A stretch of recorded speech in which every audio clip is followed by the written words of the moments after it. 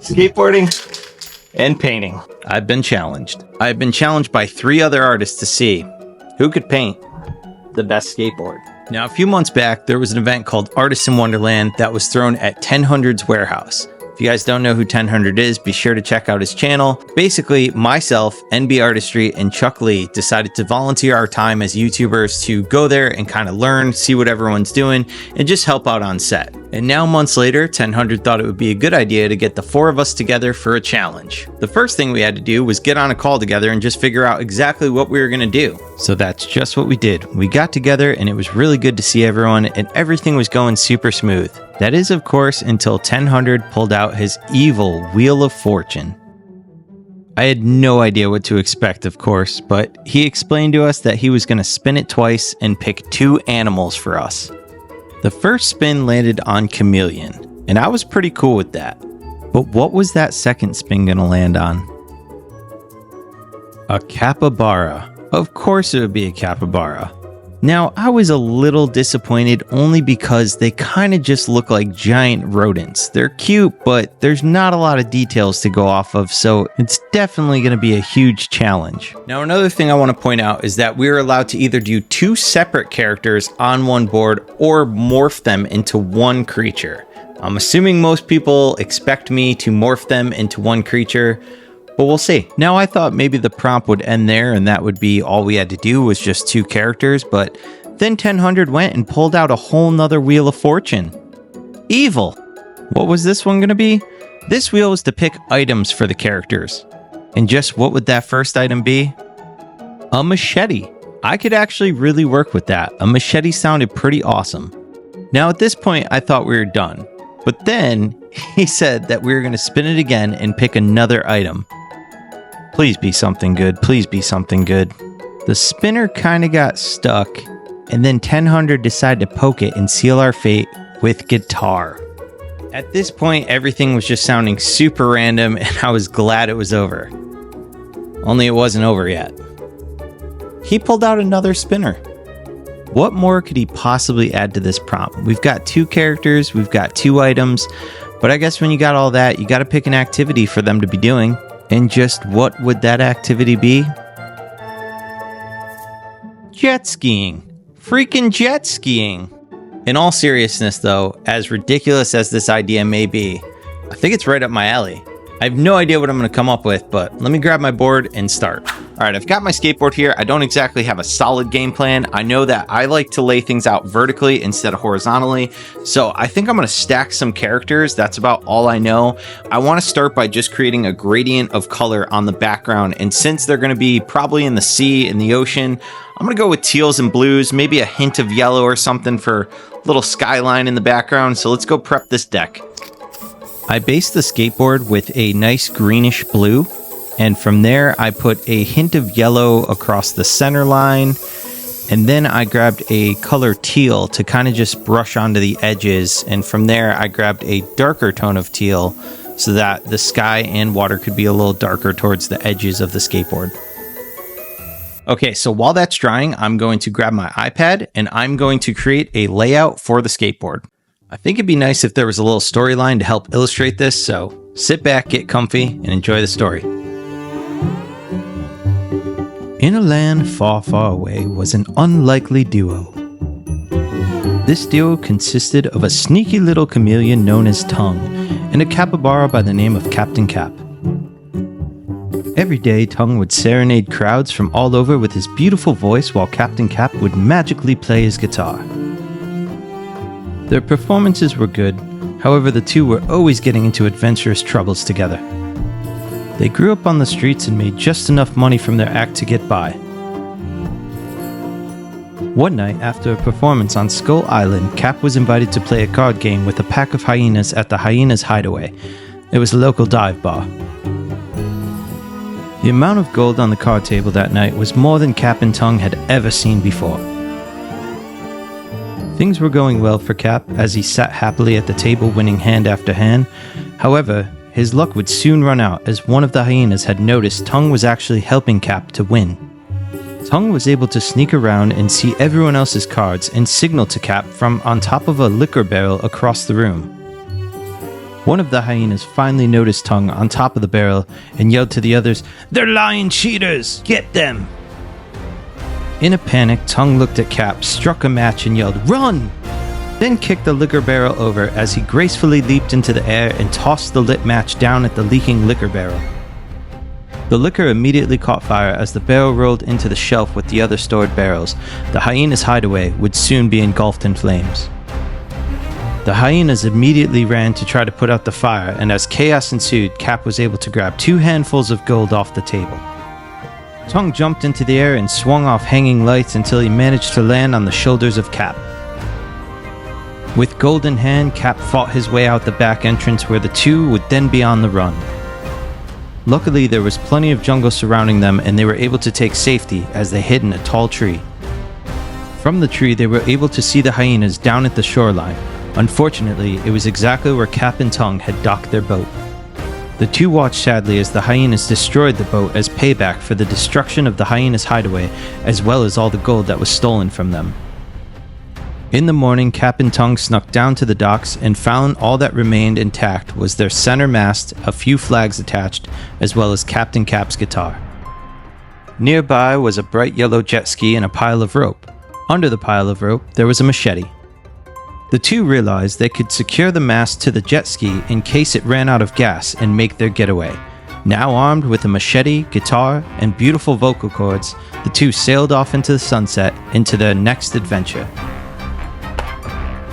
The end. Okay, the skateboard is all dry, my sketch is all set, so I'm going to print this out, size it out, and get that image transferred onto the skate deck. I've got it all printed out to size, got it laid out on the skateboard the way that I want it. I'm going to use my Surreal transfer paper, so I'm going to put this paper underneath this paper and trace this out so it'll transfer the image onto the skateboard.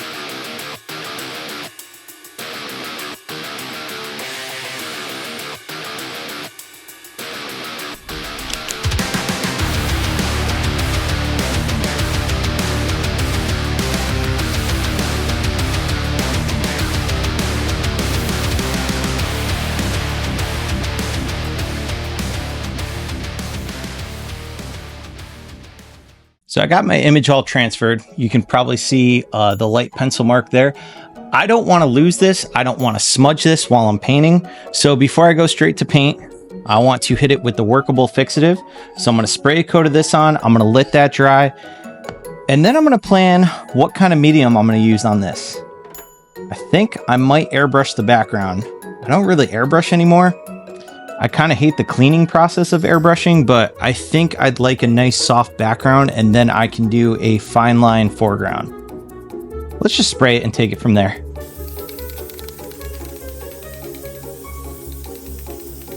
All right, I got all set up to paint. I got my paints, got my blow dryer. I'm all ready, and I just realized I forgot my compressor to my airbrush kit at my sister's. I let her borrow it because although it's great for airbrushing, it's also easy to use for blowing up balloons for decorations. So I need to go there, I need to get that, and then I can finally paint. All right, I'm back. I got the compressor, I'm good to go. Let's airbrush a background onto this skateboard. I've got some super old airbrush paint here. I don't know if this is even gonna come out. I just have not used this in like 15 years. It's been a while. This thing is like hard as a brick. Let's see if I can get some of this. Sounds like there's liquid in here. Okay, nothing's coming out of here. Let's see. Yeah, I think that's all dried up. Okay, this is so old. I'm using a toothpick. I've got a little bit of water in here. Try to get it off the toothpick. And then I'm gonna mix a little bit of white into that. Hopefully this will work. I think I may have matched the skateboard color, but I want it a little lighter since this is gonna be clouds. Yeah, I like that. All right, so what I think I'm gonna do is spray a little bit of a test onto some paper before I apply it to the skateboard. So I mentioned that I put some water in the bottom, so the water sprayed out first. You could see it on the left side, but the right side looks good to go. So I was ready to start spraying out some puffy clouds for the background. I was really happy with the shape. I like the look of them, the color, everything seemed like it was going well, but I want to point out something important when you're airbrushing. I noticed that the color would change when the paint would dry. To make sure the color was accurate, I would use a blow dryer to speed up the process and check. Now this could have been because I used water to thin the paint, but either way I felt like I needed to add more white to make it a little lighter and get those clouds just how I wanted them. I did a couple more layers with the lighter tone and was very pleased with the outcome. I'm very happy with where this is at. I like the background. I like how it's kind of faded. I like that it's going to be out of focus, a little blurry, and then the foreground characters are going to be very clear. But before I get to painting this, I am going to hit it again with the workable fixative, and then I think I'm going to start layering in some acrylic paint. I think we are finally ready to paint. I grabbed an old hoodie that I used to paint with, and I put it under the board because I'm a little worried about this wobbling. So to prevent that, I'm going to set it here, and I think I'm going to work from the top down just like I do a wall. So where the chameleon is the furthest background portion, and then it just becomes foreground, foreground, foreground on top. So makes sense to me to start with the furthest layer back and just build on top of it.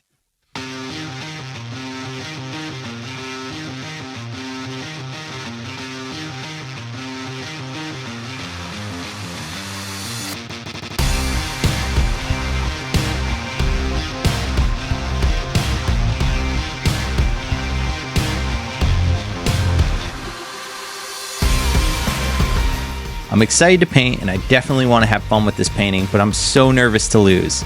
There's a lot at stake for this, and I'll explain to you at the end of this video just what there is to lose.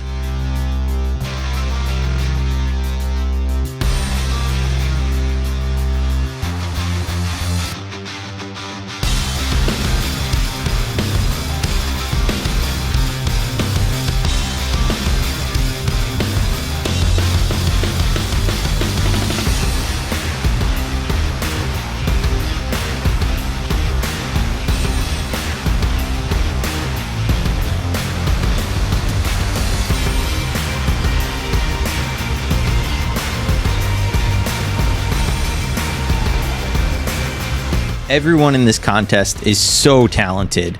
You got 1000 super stylized artwork, amazing artists. He actually called me about halfway through the painting to check out how I was doing. What's up, man? Hey, how are you? What's up, dude? Chilling. How's the process going, bro? This is as much as I'm going to show you. I mean, it's looking pretty good. It's a little bit of a challenge because the curve, but I'm using an old hoodie to kind of pad under it, and that's the only advice I'll give you. What percentage done are you, think? I'd say like halfway, but again, it's looking pretty good. How's your skateboard going though? I'm good, you know, I'm getting there. Grinding along? Yeah, it's coming along. It's definitely a challenge getting all those elements in there and looking good simultaneously. Your little spinny wheel, man, that threw us all for a loop. I'm not gonna lie. All right, bro, well, good luck to you. Same. Good luck to me. I'm gonna need it, but I can't wait to see all the finished reveals. It's gonna be sick. All right, man. All right, man. Take care. We also got NBArtistry, super talented with realism art, amazing attention to detail, just always crushes everything he does. So much detail. Be sure to check his work out. And then, of course, we got Chuck Lee, one of the most positive people I've ever met in my life. Always doing fun artwork with mixed mediums, just throwing whatever he finds into his artwork. I love that about him. He's always doing these large head characters on tiny bodies, so very excited to see what he does as well. All right, I think I'm going to call it for today. This is where I got for today. Day one with the acrylic paint. It's about 6.5 hours worth, so I will pick it back up when I pick it back up. I don't want to start painting sloppy, so I'm going to end right now. I got back to the painting a couple days later with a fresh head, and I was really excited to get into all those little final details, but as I looked at the painting, I felt like something was missing. I thought I was all done. But I'm taking a closer look, and there's a section right here of some dead space. Right in that section. And I'm thinking about maybe putting some goggles or sunglasses or something there, something to just kind of add to it. So I think the best scenario is going to be to take a picture of this with my iPad and then draw it on the iPad before ruining the painting. See if I like it. I got my iPad, I took my photo, put it into Procreate, took a seat to relax and start drawing.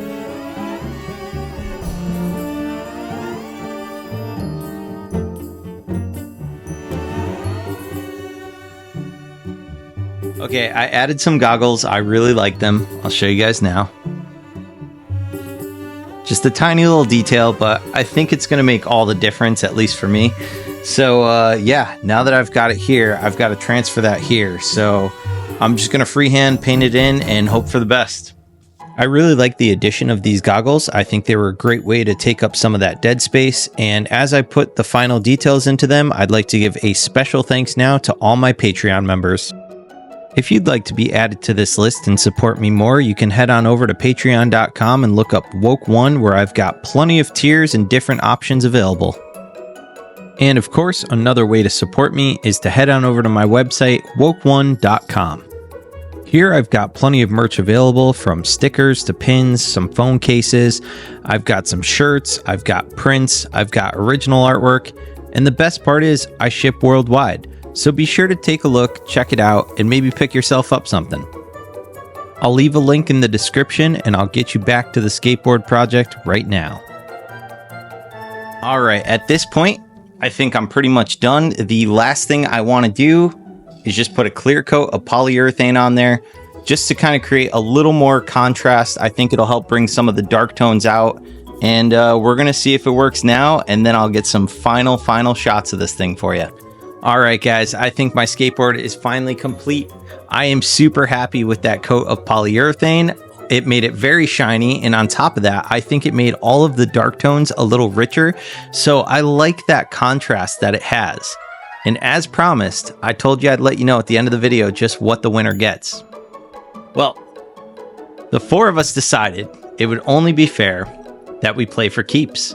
So whoever is chosen winner gets to keep all 4 skate decks. And I got to tell you, I really want to keep this board. So if you want to help me keep this board, you got to head on over to 1000's channel and watch his video where he'll explain everything there is to know about voting. If you don't follow him already, be sure to give him a follow, as well as all the other artists in this video. NBArtistry, Chuck Lee, everyone involved in this video was just super amazing, and I can't wait to see their skateboards. If you want to see their skateboards, you got to go watch 1000's video now. So head on over there. I think Chuck Lee is also doing a video, so be sure to watch his. And without further ado, here it is, the final product.